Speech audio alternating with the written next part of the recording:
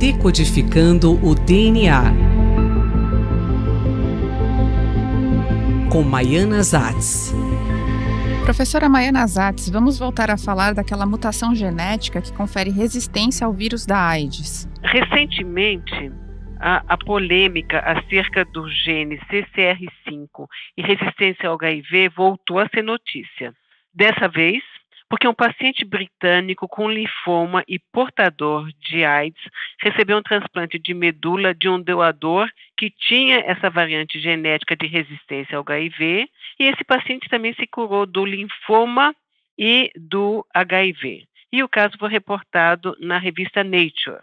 Trata do segundo caso reportado no mundo. O primeiro foi de um paciente alemão que tinha leucemia e AIDS, e que foi transplantado com medula óssea de um doador portador da variante que confere resistência ao HIV. E isso ocorreu há mais de 10 anos e aparentemente ele foi curado. No caso do paciente inglês, ele está sendo seguido há cerca de 18 meses.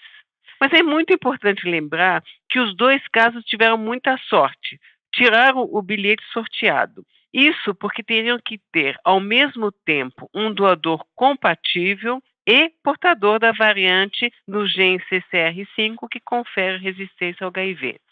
Estima-se que na Europa, somente 10% das pessoas nascem com essa característica genética de resistência. Portanto, além de todos os cuidados que um transplante de medula acarreta, esse tipo de procedimento nunca poderia ser uma rotina. Recordando, como é que funciona essa resistência ao HIV?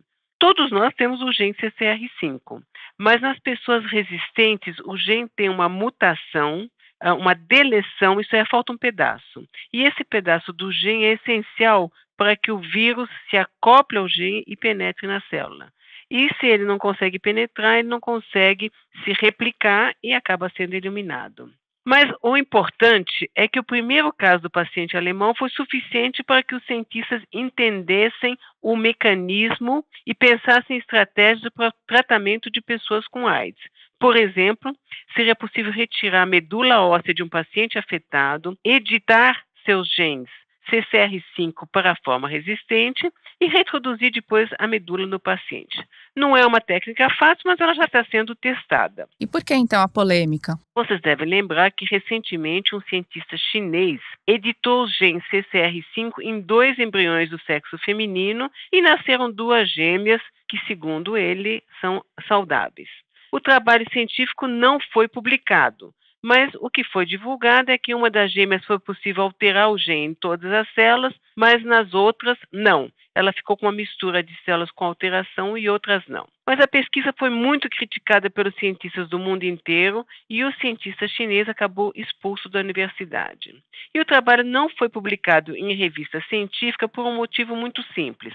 Qualquer revista séria exige a aprovação de um comitê de éticas antes da realização de um experimento científico.